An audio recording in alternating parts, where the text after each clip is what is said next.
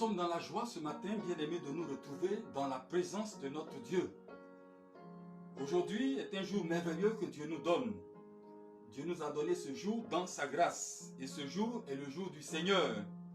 Jour dédié à notre Dieu pour lui offrir un culte. Un culte en son honneur, un culte digne de son nom, un culte en esprit et en vérité. Je voudrais donc souhaiter la bienvenue aux uns et aux autres à ce moment exceptionnel. Nous sommes là, bien-aimés, pour une raison. Nous sommes là pour adorer notre Dieu. Notre Dieu le mérite. Nous devons l'adorer pour tous ses bienfaits à notre égard. Nous devons l'adorer pour ce qu'il est pour nous. Et nous allons commencer ce culte par un moment de préparation. Préparer nos cœurs, préparer nos pensées, préparer notre esprit à aller dans la présence de Dieu pour l'adorer. Nous allons commencer avant toute chose par dire merci à notre Dieu. Nous allons remercier le Seigneur pendant que le groupe musical nous donne un cantique de remerciement. Bien-aimé, là où tu te trouves, laisse ton cœur être emporté par l'Esprit de Dieu et pense à ses bienfaits et rends grâce à Dieu. Voilà, ensemble, nous allons dire merci à Dieu.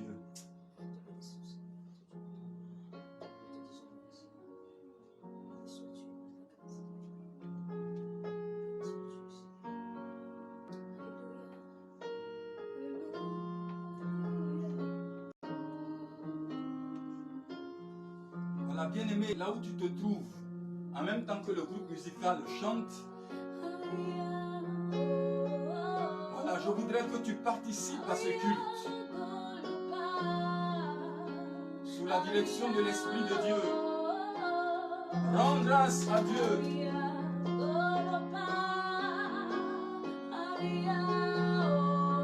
Remercie ce Dieu qui te permet de voir ce jour.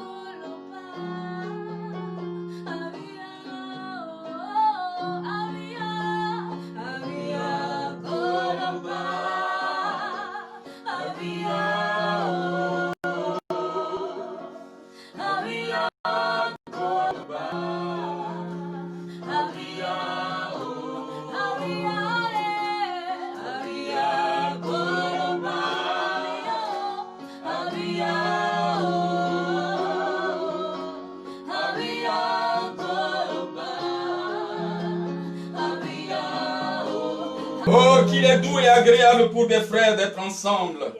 C'est là que Dieu répand sa bénédiction. Bien-aimés, nous ne nous appartenons plus à nous-mêmes. Nous appartenons à celui qui nous a rachetés à grand prix, au prix de son sang. Nous sommes la propriété du Seigneur, mis à part pour le servir, pour l'adorer. Et c'est notre raison de vivre. Amen. Nous bénissons le Seigneur qui nous fait cette grâce, non seulement de voir ce jour, mais d'être en sa présence et d'avoir ce moment merveilleux, ce culte en son honneur. Nous allons passer à une autre étape, nous allons passer à l'étape de l'écoute de la parole de Dieu. Nous nous acheminons allègrement vers la fin de ce culte. Nous ne pouvons pas partir sans pencher nos cœurs sur la parole merveilleuse de notre Dieu. Et je vous invite à prendre votre Bible. Nous allons lire un passage tiré de l'Évangile selon Jean.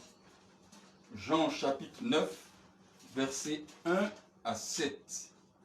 Jean chapitre 9, versets 1 à 7. Je fais la lecture si vous y êtes. Jésus vit en passant un homme aveugle de naissance.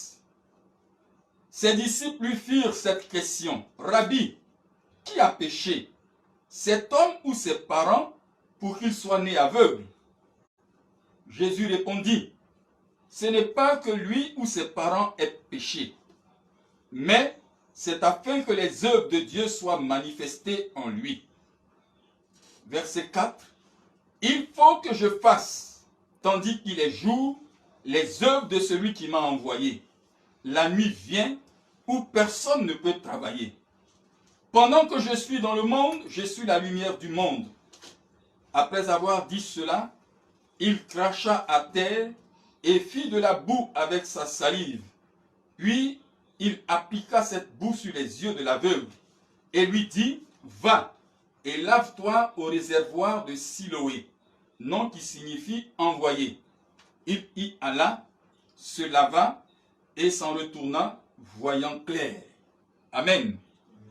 Nous allons demander à notre sœur, Madame Dadier, de prier pour le message de la parole de Dieu. Seigneur, merci pour ce message que tu nous permets d'écouter.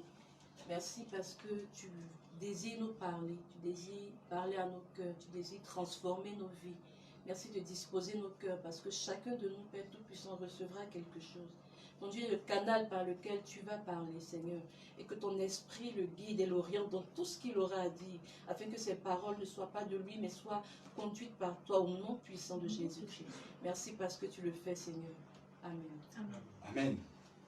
Bien-aimés, la pensée ou le message que je voudrais partager avec le peuple de Dieu ce matin est en fait une interpellation du Seigneur, un cri de cœur du Seigneur. Au verset 4 de notre texte de base, le Seigneur dit, « Il faut que je fasse, tandis qu'il est jour, les œuvres de celui qui m'a envoyé. La nuit vient où personne ne peut travailler. » C'est un cri de cœur du Seigneur, une interpellation qui s'adresse à son Église, qui s'adresse aux disciples. Nous voyons que, alors que les disciples se préoccupaient de questions futiles et oiseuses au verset 2, voulant savoir si c'est l'aveugle-né qui a péché, ou si ce sont ses parents qui ont péché, pour qu'ils se trouvent dans une telle situation, pendant que telle était leur préoccupation, le Seigneur, lui, tente de les recadrer en attirant leur attention sur ce qui est le plus important, sur ce qui est l'essentiel, à savoir l'œuvre de Dieu. Il dit, il faut que je fasse, tandis qu'il est jour, le travail de celui qui m'a envoyé. Bien-aimés, deux pensées importantes se dégagent de ces paroles du Seigneur. Il faut que je fasse, tandis qu'il est jour, les œuvres de celui qui m'a envoyé. La première pensée qu'on peut retirer de ces paroles du Seigneur, c'est l'urgence et la priorité de l'œuvre de Dieu. Le Seigneur met ici en évidence l'urgence et la priorité de l'œuvre de Dieu. En Christ, Dieu a fait de nous un royaume de sacrificateurs. Et notre raison d'être est donc de servir Dieu, de nous mettre volontairement et entièrement à la disposition de Dieu pour le servir. C'est pourquoi notre devise doit être l'œuvre de Dieu d'abord, les intérêts de Dieu d'abord. Alléluia. Voilà quelle doit être notre préoccupation. Nous avons cette même pensée qui apparaît dans l'évangile de Jean au chapitre 4, versets 31 à 34. Dans cette portion de texte, nous voyons que pendant que les disciples pensent à leur vente, pendant que les disciples pensent à leur bien-être, à leur confort, le Seigneur, lui, se préoccupe d'abord d'accomplir l'œuvre de Dieu. D'abord, l'œuvre de Dieu. C'est là donc la première pensée qui se dégage de ces paroles du Seigneur. Il faut que je fasse, tandis qu'il est jour, les œuvres de celui qui m'a envoyé. L'urgence et la priorité de l'œuvre de Dieu. La deuxième pensée qu'on peut tirer de ces paroles fortes du Seigneur, c'est savoir discerner et profiter du temps favorable. Savoir discerner et profiter du temps favorable. Bien-aimés, ce que nous vivons aujourd'hui nous montre que les temps peuvent changer subitement. On peut passer d'une situation favorable à l'œuvre de Dieu à une situation défavorable, voire hostile. Qui pouvait penser qu'un jour, nous n'aurions pas accès à nos lieux de culte? Ce qu'on n'avait pas imaginé est ce qui se passe aujourd'hui. C'est pourquoi, pendant que cela est encore possible, pendant que le temps est encore favorable, nous devons nous atteler à l'œuvre de Dieu. Nous devons nous atteler à l'œuvre de Dieu pendant que cela est encore possible, pendant que le temps est encore favorable. Et l'œuvre de Dieu consiste premièrement à évangéliser. Évangéliser pour sauver le maximum de personnes. Évangéliser pour gagner à Christ le maximum d'âmes. Et nous devons le faire pendant les temps favorables. Nous devons, bien aimés, par tous les moyens, et avec persévérance et foi, s'aimer l'évangile. Nous devons en tout temps et en tout lieu, pendant que les temps sont favorables, parler de Jésus, et rien que de Jésus, car c'est en lui et en lui seul que se trouve le salut. Il est dit dans Actes chapitre 4, verset 12, « Il n'y a de salut en aucun autre, car il n'y a sous le ciel aucun autre nom qui nous a été donné, par lequel nous puissions être sauvés, si ce n'est le nom de Jésus. » Et Paul disait en son temps aux Corinthiens, dans 1 Corinthiens chapitre 2, verset 1 à 2, « Je n'ai voulu savoir rien d'autre chose au milieu de vous que Christ et Christ crucifié. » Nous devons parler de Jésus. Bien-aimés, il n'y a pas longtemps, j'ai été vraiment écœuré en suivant une chaîne radiophonique de notre pays, une chaîne que j'aime bien. J'ai été écœuré des propos tenus par un prétendu prédicateur de la parole de Dieu. Pendant près de 45 minutes qu'il a eu à parler, il n'a prononcé le nom de Jésus que quelques fois. Il a passé tout son temps à faire la publicité, la propagande de son soi-disant prophète. Bien-aimés, nous n'avons pas à parler d'un homme. Nous n'avons pas à faire la promotion d'une communauté quelconque. Nous devons annoncer Jésus, parce que c'est en lui que se trouve le salut. C'est lui qui est le chemin, c'est lui qui est la vérité, c'est lui qui est la vie. En dehors de Jésus, il n'y a point de salut. En dehors de Jésus, il n'y a point de salut. Et nous devons donc faire l'œuvre de Dieu. Cette œuvre qui consiste premièrement à évangéliser par tous les moyens possibles. Le diable est en train d'engranger des âmes. Le diable est en train de propulser des âmes en enfer pour l'éternité.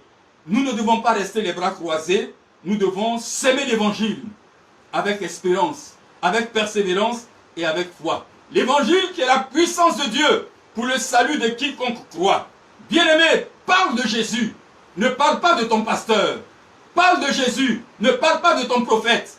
Parle de Jésus. Ne parle pas de ton apôtre. Ni ton pasteur, ni ton prophète, ni ton apôtre ne peuvent apporter le salut. Parce que le salut se trouve en Jésus. L'œuvre de Dieu consiste aussi à bâtir l'église. Bâtir l'église du Seigneur. Il a dit, je bâtirai mon église et les portes des séjours de l'enfer ne prévaudront point contre elle. Ne cherchons pas, en tant que ministre ou serviteur de Dieu, à nous faire des renommées personnelles. À quoi va nous servir ta renommée? À quoi va nous servir ta popularité? Jean-Baptiste, qui a été reconnu par Jésus lui-même comme le prophète le plus grand de tous les temps, il a dit que je diminue et que Jésus croisse. C'est Jésus qui doit être vu. C'est Jésus qui doit être renommé. C'est Jésus qui doit être populaire. Et nous sommes appelés à bâtir l'église du Seigneur et non à chercher notre popularité ou notre renommée. Ne cherchons pas non plus à nous faire des adeptes ou à nous construire un royaume personnel.